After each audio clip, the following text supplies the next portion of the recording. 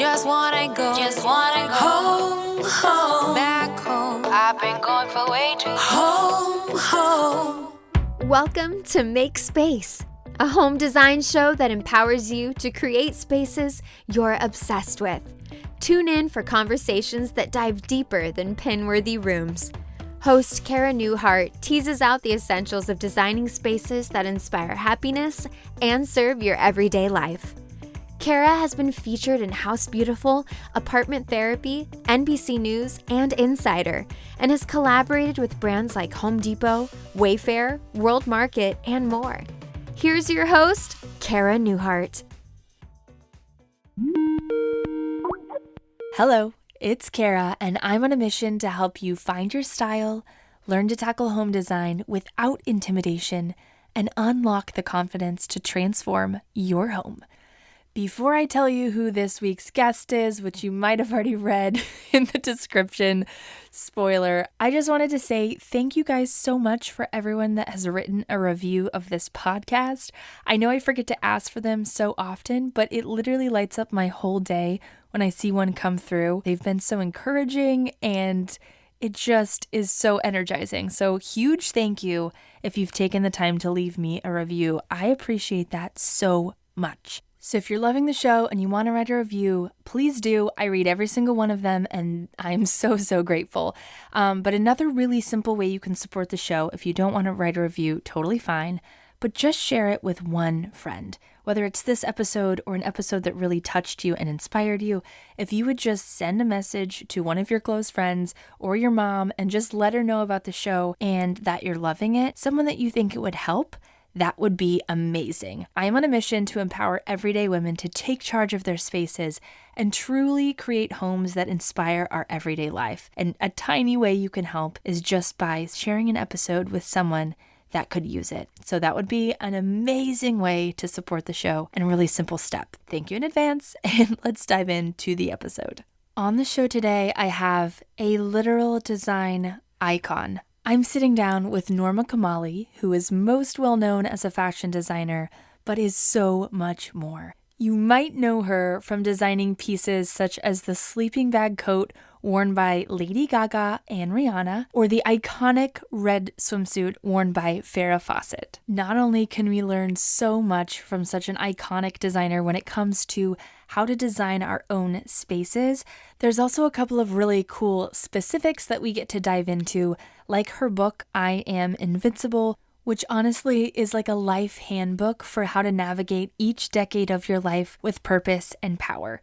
We talk so much on the show about how life is in phases and our homes should reflect that. You know, we're never done styling a space, and with each season of our life, our home is going to look very different based on what we need.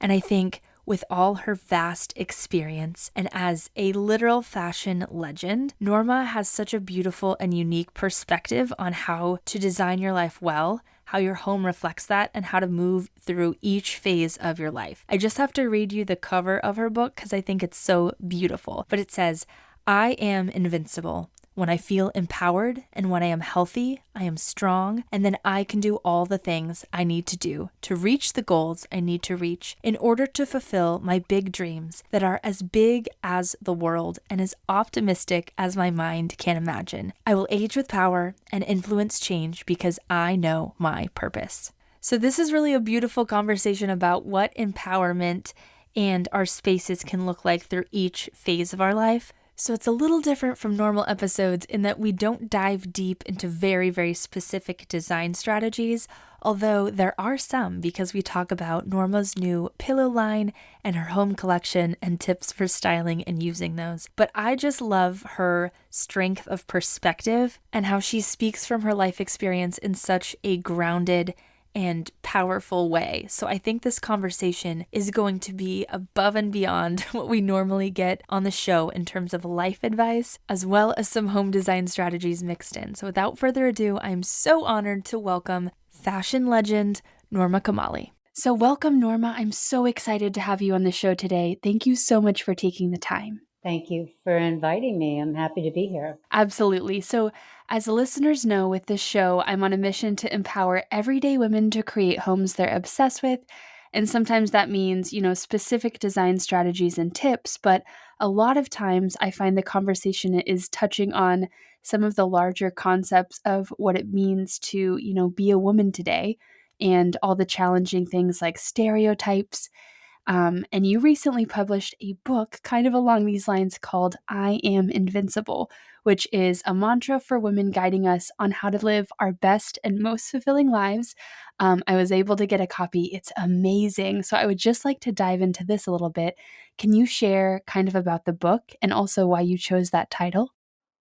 Well, thank you, Cara, for mentioning my book. And I chose the title I Am Invincible, not because I'm invincible every day, but we have invincible days. And on those days, we really have all of the things that come together at that wonderful moment in time where we do feel invincible. It's the day we reach our potential for the day. We really, really have this incredible power to get everything done we want to get done. And the book is a handbook for women. And in this book, I offer lots of tips and ideas and formulas, solutions, everything to finding the path to understanding the transitions we go through the decades, the tools we need to get through them with the best results, and the idea that we're all not alone in the process and that this is really a more universal experience than women really realize. So that was the purpose of my book. I love that so much. And I love that you said that there's invincible days and moments, and it's not necessarily every day. I think that's really No. beautiful to remember. Right. Yeah.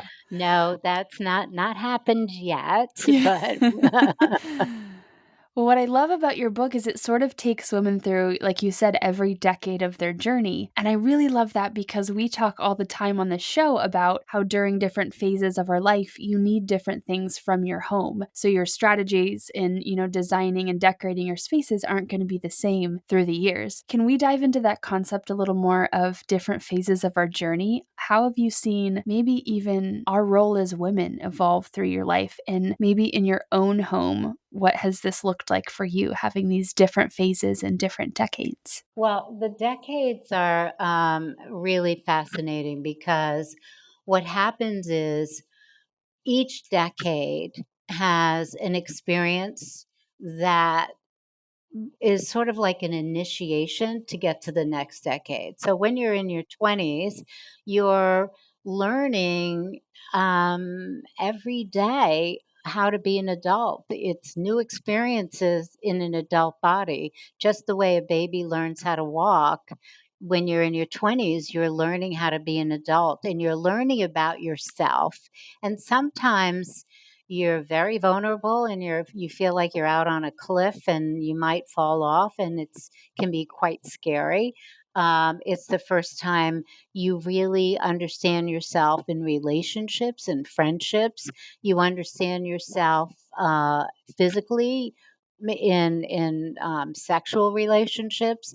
You understand what you're good at and what you feel challenged by, and in a work setting, you understand what your potential is by the success you're having in new work that you've never done before.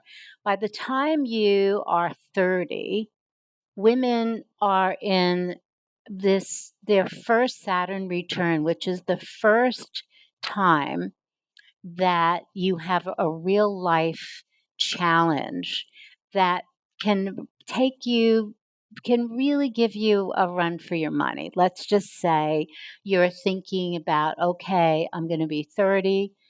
There's no one in sight that could be my partner, my husband, my mate for life. Is life passing me by? Is this going to be the saddest part of my life now, not having someone. And we all feel vulnerable, maybe not just in that area, but in in areas very related. There's a lot of tears, there's a lot of certainty, a lot of insecurity, sometimes rushing to marry someone we don't really love 100%, but there's that, deadline that we have to do something by a certain time. Once we get through 30, um, we might realize that once you're through 30, you may be aged out of the dating market. Shocking as it may seem, coming from someone my age, but that there's a certain amount of truth in that. So how do you deal with it? Well, you deal with it and you thank your lucky stars that you're in your 30s and that you are still single and you're still evolving and growing, and you will meet the person you deserve because you will be more evolved when you're ready to. It doesn't necessarily mean that everybody should have made it. Now, the dating market changes, but your requirements change also because you're being the better version of you. You're being the more evolved version of you, and that takes time. And so the 30s are really built for developing who you are personally and possibly with career or other areas of your life. You're A lot of the 30s are bluffing it and sort of, fake it until you make it kind of things. But that's how you learn. You learn that you can fake it and actually get it done and shock yourself and be thrilled that you've done it and you know that you can. So by the time you're in your 40s, you now have a real sense of self and you can monetize your brand. This is the time where everything you've learned, everything that you've achieved, your status, the respect you've gained all comes to play where you can actually, like I said, monetize your success. But you can also be in a period of time where you're going through another phase that has to do with the feminine. So perimenopause is coming along. There are new challenges. You may get aged out of your marriage. You can get aged out of your job simply because you may be too expensive now. You may be too high on the scale of salaries, but that's not the end of it because if you are aged out of your marriage, you may want to thank your lucky stars because the person that ages you out of the marriage may not be good enough for you. You need a quality person who loves you and wouldn't want to do anything but share a life with you. So, all of these negatives, the same with being aged out of a career. Well, maybe it's time to think about your next phase. Where do you want to take this in your life? And by 50, you're reinventing yourself. You may have gone through menopause. You no longer have emotional high and lows with hormones, and the freedom you feel as a woman through menopause, passing through menopause and being over it is so exhilarating that you can't believe it that it is actually happening. And if you're eating properly, you're sleeping, taking care of yourself, working out every day, you will feel very good about your body. You will feel very good about your mind and your spirit at 50 and plus 50. And reinventing yourself is like shedding your skin. And for me, and making a full, big change in your life. So for me at 50, I'm answering your question now about home and the environment. I decided at 50, while I was sketching my collection in my extremely beautiful home that I earned because I worked hard and I bought this beautiful home in part of the Woolworth estate, which is a series of beautiful Beaux Arts buildings between Fifth and Madison in the 80s. And I restored the space, had the marble and the cherry wood carvings and everything restored.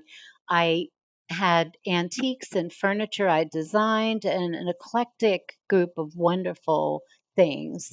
And as I sketched in the library, I looked around at all of these things and I thought, this is all so beautiful. And then I realized that the beauty that I'd created around me was really keeping me in a place that wasn't allowing me to design and think of new ideas going forward because I was captured in that space.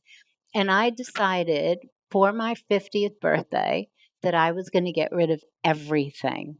I sold my apartment. I had an auction at Christie's, sold everything. I gave away things that I had that were possessions that were possessing me, literally. And ever since then, I've lived in a very minimal lifestyle. I have my furniture functions for me. I don't have anything that doesn't have a purpose. I have a dining room table. I have chairs I sit in. I have things that I use, but I don't have anything that doesn't have a purpose.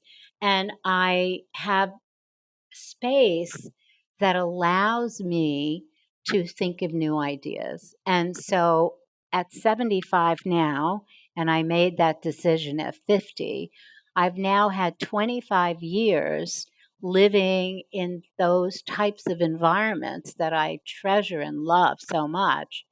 And they have allowed me great freedom because my possessions don't own me. They don't possess me. I'm very free because of it. And I have a lot of creative inspiration because I have this big open space to do it in. I love that so much. That's such an interesting approach. I think a lot of people would be scared to take, to kind of just get rid of everything and kind of start with that blank slate. I don't know if it's the designer in you that is just willing to throw it all away for the next and for what you know makes you happy. I think a lot of people would feel intimidated by that, but I think that is such a good, I don't know, a good lesson and a good illustration for people that like your home is here to serve you and it's here to make you happy. And if it's not doing that in some way, like it might be time to rework the whole thing. Maybe that is as radical as, give it all away and live differently, or maybe it's smaller steps at a time. But I think that's really incredible. That's such a cool piece of your story. I didn't know that. Well, it's Wow. a big cleanse. It's actually we know how valuable cleanses are, but you're not 50 yet. So when you're 50, I want you to remember that story because when you're 50, you are really ready to make very big changes. And when I say reinvention, I mean reinvention. And if you do reinvention and you make those big steps, the rest of your life will be much more fulfilling than if you hang on to the way you were thinking pre 50. But you'll understand that when you're 50. So hang on to my book so when you're heading I towards will. 50, you can read that chapter. Yeah, I can totally see myself doing that. This seems like something I would absolutely embrace, especially at that phase. So we'll see here in a few decades if that's for me. I love that so much. Um, so one of the things I think is really cool is, personal style is so expressive of who we are as people, like how we're growing and how we're changing. And I think our style is always evolving. And one of the questions I find a lot of women asking, when it comes to their home is like, what is my style? And they kind of go to all these like very stereotypical labels for style. And I think what I'm trying to teach women to do is really find their inner voice of style and really find like, what do you want to say and how do you want to say it through your space and through your house? How can that be a place where you express that voice? As a designer, I feel like you are way qualified to speak to this. So can you kind of dive into your personal style, maybe how it's changed and reflected, your life changes and how it's evolved over time? Well, the interesting thing is everybody has personal style, but um and I'm talking fashion and home, but a lot of women are afraid to have confidence in their personal style. So they're careful to adopt somebody else's personal style. One of the best things you can do for yourself is to just wear what you love and just surround yourself with things you love, because then the real creativity will take place. I think one of the things that COVID was extremely helpful in doing is giving us the opportunity to realize how important our homes are. And you are a proponent of this. So this is like, preaching to the choir. But the home for us in COVID really made us understand that our home must function. It has to serve us. It has to relax us. We have to have a great environment to sleep in. We should have a ritual for sleep. Our bed should always be made. Um, the bedroom should be a temperature conducive to sleep. The scent in the bedroom should be a certain way. The ritual and the environment for sleep is really important. So that's a room that needs lots of attention, but it should be directed towards a good night's sleep and never be a mess, never be a place for storing things and putting junk or having clothes around. It should really be as serene and zen as possible. We also learn that we're working from home. And so, where is our workspace? How far away is our workspace from our bedroom? Even if you're in a studio apartment, how far away can you make that place be? And in that place, how efficient can we be so that we can use time management skills, that we can practice that, and that when we're not working, we can, if it's a studio or a small space, that we can transform that space by putting things away in creating another environment if we need to. And the place where we eat and where we celebrate conversation is a social space. And that space is another environment. And again, it could be in a studio apartment, but all of those spaces and even the media space, all of these spaces need to be considered, first of all, for comfort and efficiency and to maximize the opportunity of what's going on there. And then what color do you love? What are the textures you love? Gathering bits and pieces of fabrics and things and stone and whatever to make a mood board or a mood table of things that make you feel good, that look good to you. And then it's sort of moving them around and putting them together to see how it all looks together. And then where would you put all of that? How would you create those spaces that first and foremost serve a purpose? And then how would you design them to maximize that purpose in those spaces? And I think that anybody can do it. I think anybody can be a designer. I think anybody has the ability to do it. First of all, you have to have confidence in what you like and then enjoy the process. And you know Yes. that you know Mm-hmm. that it's a joyous experience. Absolutely. I like that function first mindset. I think that's something that when I first started out, I was very much so trying to make things look a certain way because I was Right, sharing right, content on the internet. right. And Yep. now I realize, it's about that second and about that only Yep. when it serves me and feels expressive of me. So I think that's really beautiful. Well, especially with COVID, we know that that is so, so important, and it's gonna be important to us going forward too. We opened that genie came out of the bottle, she's not going back in, and things are different. Absolutely. We'll get back to the conversation after a quick word from our sponsor. Okay, time for something super exciting. So I talk to clients every day who really struggle to pick out colors for their spaces. They feel overwhelmed, like they're standing at the color wall having no idea where to even start. They find themselves Googling best colors for the dining room, being overwhelmed by choices and underwhelmed by the one that they pick. So I want to change the game in a really easy and approachable way. So I'm launching a mini course called Color Curator. This is going to help you create a personalized, perfect palette for your space. This course has all kinds of practical strategies, and it is going to change the way you think about color. You deserve to feel confident in creating beautiful spaces filled with color that light you up and support your everyday life. And I'm here to show you that it doesn't take a design degree, in-depth color theory, or hiring an interior designer to achieve that. If this sounds super exciting and it sounds exactly like something you need in your space, just hop over to DIYDreamHome.club/color.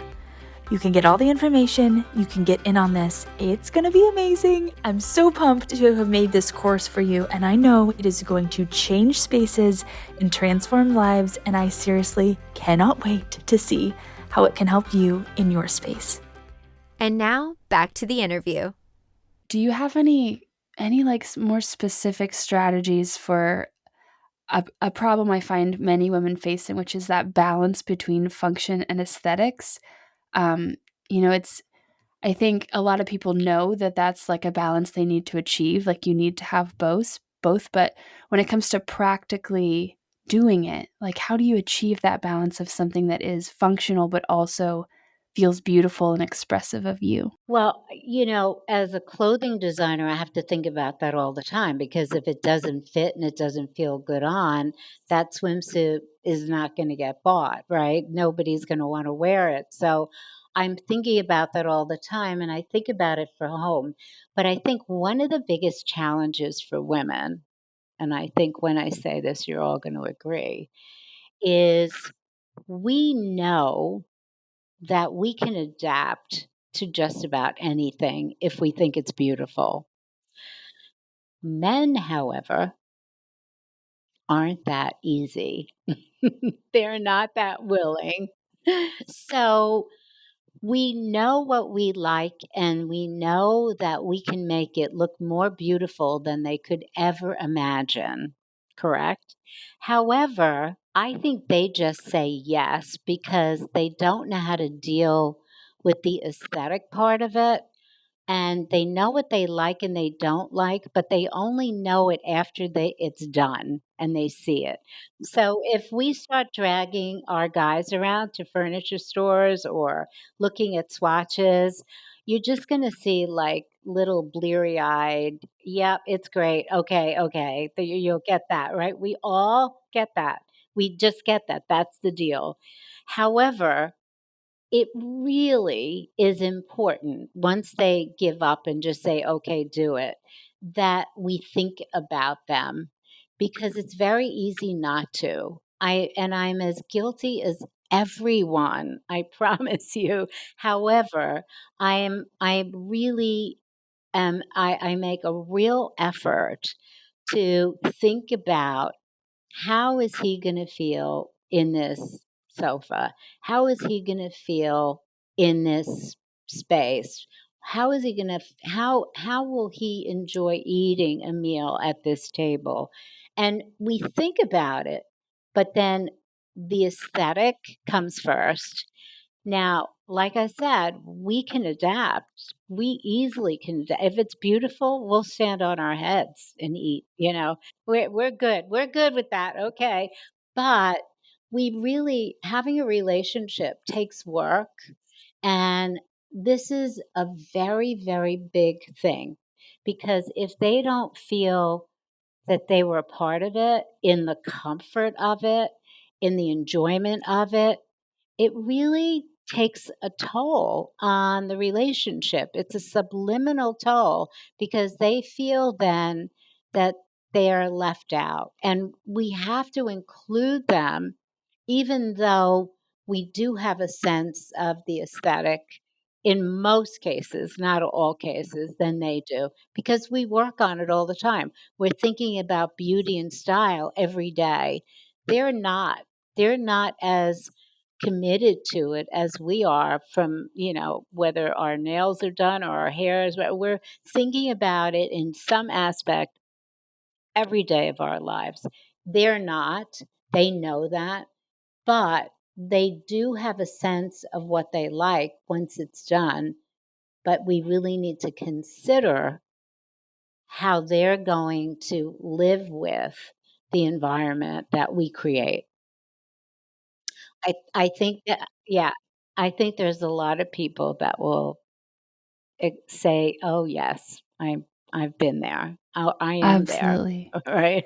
Right. Well, and it's so easy when you're thinking of like, what do I want my home to be? It very quickly becomes like, you're working up a design plan in your head, you're sourcing inspiration to really take that time to consider your partner. Maybe they don't Yeah. want to be involved in the process, but they are going to have to live in the result. So as long as you're making sure to incorporate them and think of them along the way, so it is a space that serves both of you. That's a really important Mm. important point. Also, even with your own apartment, so you're not with someone, but there's an aesthetic that is personal, but is still inviting for people to feel good in, for people to feel good in your home. And so if you like pink and red and flowers and you decide that's what your whole apartment's going to be and that's what it is, well, that's great, if because you have this period of time in your life where you can do whatever you want and it's your, you can wear your hair anyway, your makeup anyway, you can experiment, it could, you know you can just do anything you want. But then there comes a time where the experience of interacting with people who are potential partners or potential long term relationships that are valuable to you because they expand your horizons, then there starts to be a maturity in the evolution of your style. It doesn't mean it becomes more generic, it just means it becomes more evolved and less sort of experimental in the raw sense. It can still be experimental, but a more highly evolved version of that. Yeah, that's a really good perspective. I like that. Another thing we need to dive into is your pillows. I was checking my list and I wrote down pillows. But you have Right, some beautiful home decor pieces coming out on June 15th. Can right. you share a little bit about the pieces and maybe even a little bit about your creative process in designing them? Well, in the 80s, I had a furniture collection, and like I said, I had it in my home at the time, and I had big upholstered items, and I even did crystal chandeliers and lots of very intricate things. But I am a big, big proponent on super comfortable pieces that we live with, things that feel really good, things that are easy to clean, things that can be changed and create variety in the environment. And I'm starting with my favorite pillow. It's a 28 by 28 pillow, and you can hug it. It's like you feel like you're hugging someone.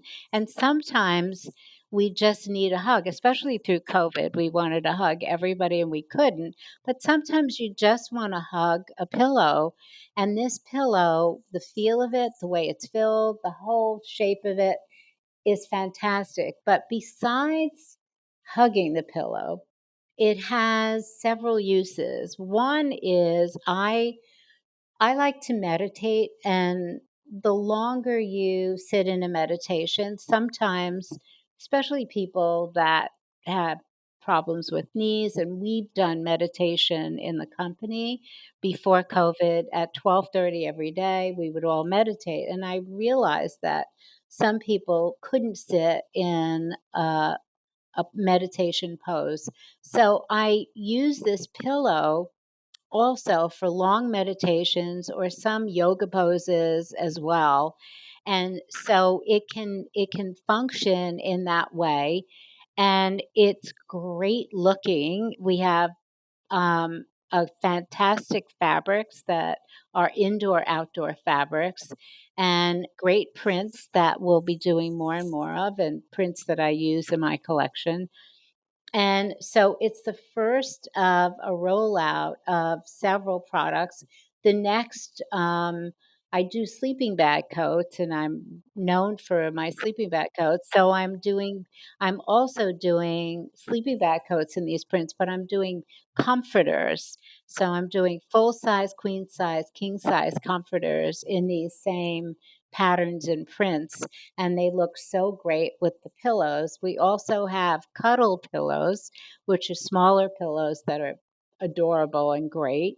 And then there's a range of different shapes and sizes of pieces of furniture that are all made of cut and sew.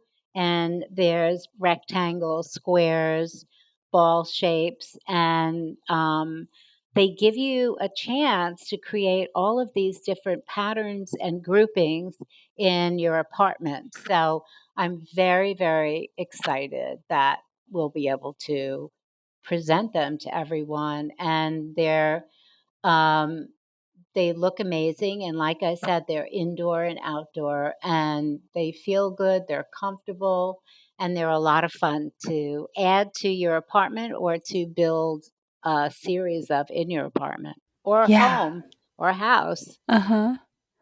That sounds so exciting. I love how much thought and intention you put into them so that it's not just like a decorative pillow that sits on your couch. It's like very functional and multifunctional. And Yeah, the fact that you thought through making it like nice to hug is probably my favorite part right. because that's Well, something I always want in a pillow right. but forget to It's look for. true. Yeah. It's true, and so one of them is hug a pillow, the other one is a cuddle pillow, and they're so great, the feel, the weight, the whole size of them, and that in itself is and they're great looking, but the fact that they're also multi-purpose is really the most fun part of it. Mhm. I love that. Do you have any more tips, anything that you personally have learned along the way when it comes to really creating spaces you love? I know you said you fixed up that whole, apartment before selling it. You've had a Mhm. furniture collection. You've had so much experience as a designer and as a woman just living in spaces and trying to make them, something that serves you. Do you have any advice that I don't know, we haven't touched on yet that would be really good for everyone to hear? I think, just like with your wardrobe, every time you buy something new, um, your entire closet has the opportunity of being restyled. And and a lot of people don't do that, but you can take that piece of clothing and style it and find new outfits that you never thought about when you were buying that piece. It's the same with your home. If say you buy a pillow or 2 pillows, you can totally restyle your home by moving things around or the way you add the pillow or what you do in the kind of the configuration of the pillows. So when you come home, it excites you. It makes you happy in your home. So whenever you add something to your home, the idea of reconfiguring what you have with that new piece, of just not looking at it as an addition, but really taking it in context of everything you have in your home. And sometimes you may end up putting that pillow or whatever it is in a room you never thought of or in a way you never thought of. And not just thinking that that's where it's going to go and it's going to stay there forever. Maybe every 6 weeks you take your things and move them around and play with them. And I think the evolution of the space, the constant creative energy that you put in the space, it gives you a feeling of joy every time you come home. And there's nothing more valuable than your home, no matter how big it is, no matter how much you paid for it, no matter what you have in it. What you have in it should make you feel good. And it could be very simple.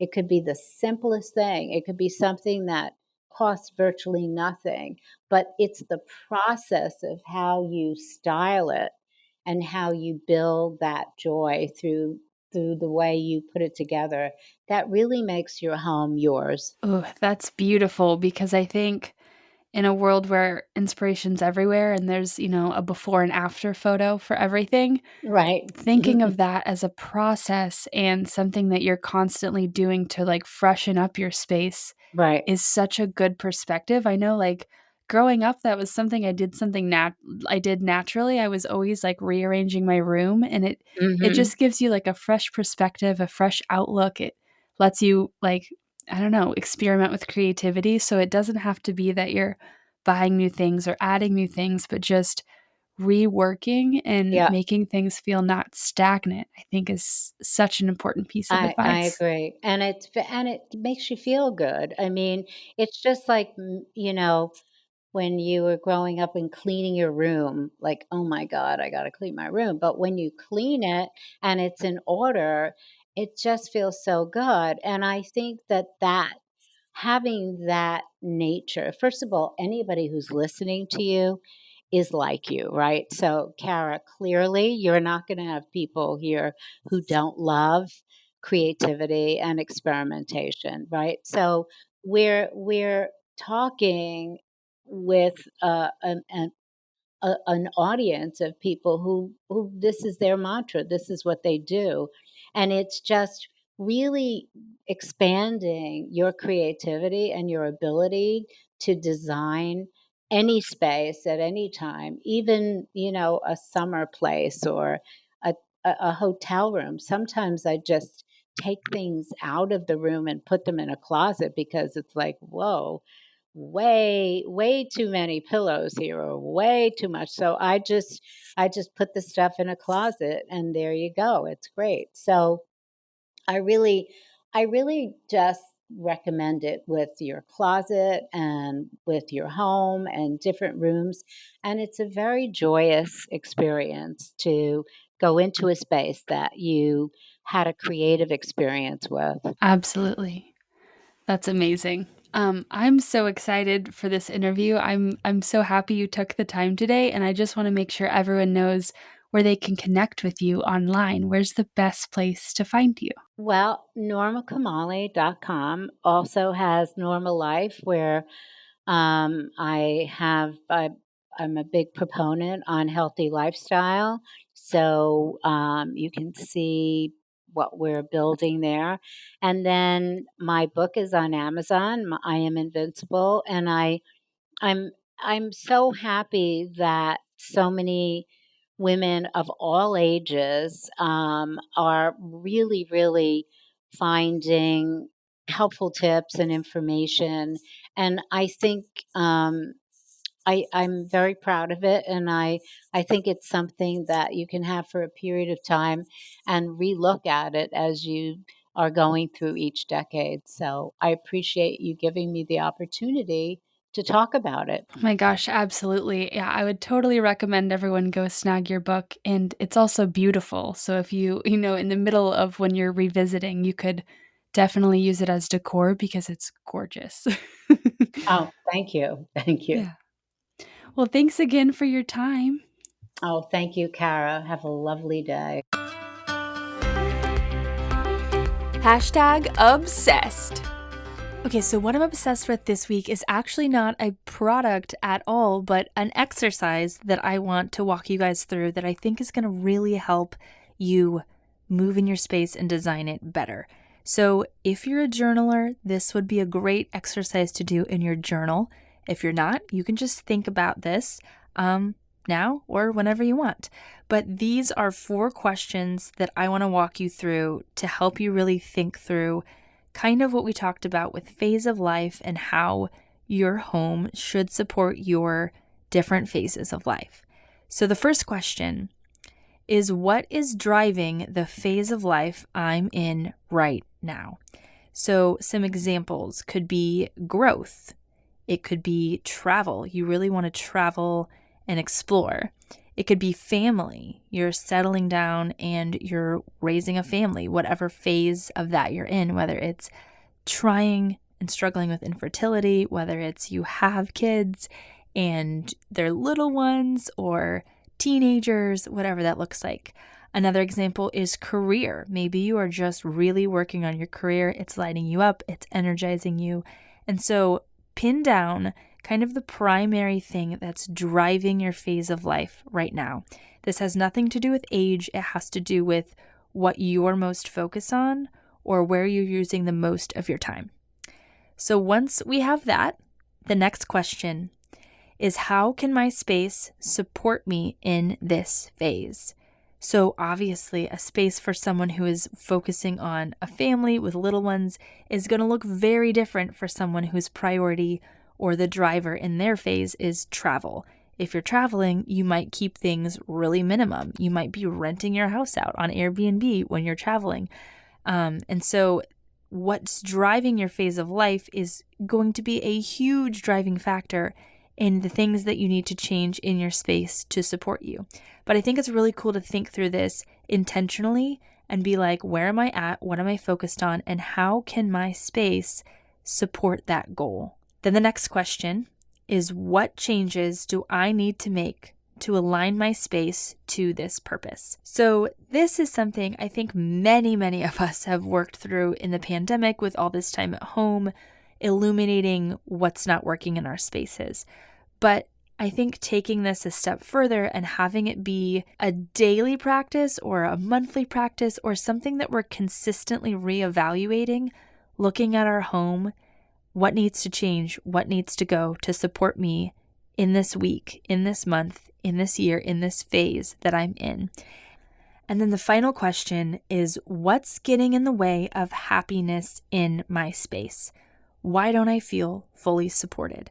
So let's identify some actual problems that we think are making this not align. So that could be, more abstract, like you feel like you're waiting for the future. I know I was so in this when I, after having my little one, I felt like I was miserable as a stay-at-home mom to a newborn. I just wanted it to be over. I wanted to be out of this phase. I was not having a good time. And so that's what was getting in the way of my happiness at that time. I wanted the future to be here right now, and I could not live in the moment to save my life. It could be something more tangible. Like it could be like you feel like you have a lack of money, or you just can't prioritize your home in terms of budgeting to invest in your space. It could be a comparison trap. It could be like you go to friends' houses and you wish you had their house, or you're immersed in social media and inspo images and Instagram and, even my projects, watching me transform my space and feeling like that's out of reach, and that comparison trap, which can be so challenging. Or it could be things like clutter, like physical and visual overwhelm that you feel like is in the way. And then now that we've identified this, where are you in your phase of life? How does your space need to support you as you're in this phase? And what is that big boulder in the way, that's standing between you and happiness and fulfillment in your space? Then you can make a practical plan. Then we know what we need to tackle. If it's clutter, we look for resources. We find those 2 little best friends and all their rainbow organizers on Netflix, and we binge them and we get their workbook and we start working on clutter. If it's comparison trap, maybe we take a break from social media. If it is waiting for the next phase, maybe that looks like journaling and getting present and trying to figure out how to be happy right now. Maybe it's therapy, maybe it's talking to friends, maybe it's medication, whatever it looks like for you. And I think our home can be a beautiful springboard and a mirror to reflect what needs to change in our own lives. I know back in the episode with Carrie Leskowitz, we talked all about holistic design and how our homes can sometimes physically reflect what's going on inside. And so if this is where you're at, I would go back and listen to that episode because it was amazingly illuminating in terms of how our spaces connect to and reflect our like inner world. But also, let's change up our spaces to support the phase of life we're in.